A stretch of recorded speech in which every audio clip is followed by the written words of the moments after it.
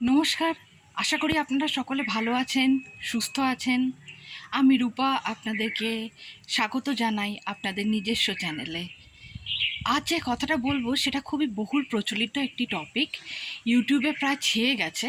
সেটা হলো বেশিবার YT studio মানে ইউটিউব স্টুডিও দেখলে কি কি ক্ষতি হয়। সাবস্ক্রাইবার কমে যাচ্ছে, ভিউজ আসছে না, একদমই দর্শক হচ্ছে না। এটা কি আপনার বারবার ইউটিউব স্টুডিওটা খোলার কারণে হচ্ছে? এই সত্যিটা তো জানা দরকার, তাই না? তো দেখুন, ইউটিউব আমাদেরকে দিয়েছে যাতে আমরা ভিডিওগুলোকে আরও উন্নত ধরনের করতে পারি, আরও এনহ্যান্স কোয়ালিটির করতে পারি, আর যাতে ভালো থাম্বনেল নিতে পারি, কোথাও কিছু এডিট করার হলে এডিট করতে পারি, বা যদি ডিলিট করার হয় ডিলিট করে দিতে পারি। ডিলিটটা অবশ্য আমরা ইউটিউব যে অ্যাপটা রয়েছে সেটা থেকেও ডাইরেক্ট করতে পারি, বাট আপনি ওয়াইটি স্টুডিও থেকেও করতে পারেন। মেনলি ওর যেটা কাজ সেটা হলো আপনাকে 48 ঘন্টার অ্যানালিটিক্সটা, খুব কম করে 48 ঘন্টার অ্যানালিটিক্সটা দেওয়া, কতজন দেখলেন, কতজন রিয়েল টাইম হলো।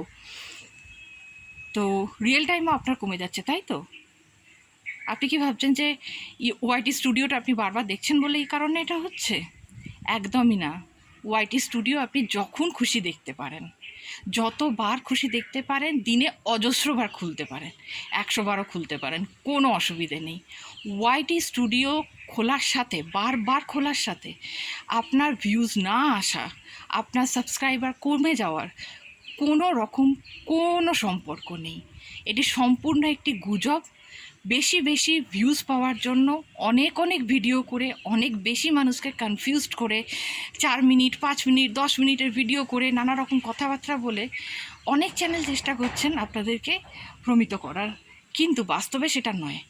তাই চিন্তা করবেন না, যতবার খুশি ওয়াইটি স্টুডিও খুলুন, কোনো অসুবিধা নেই।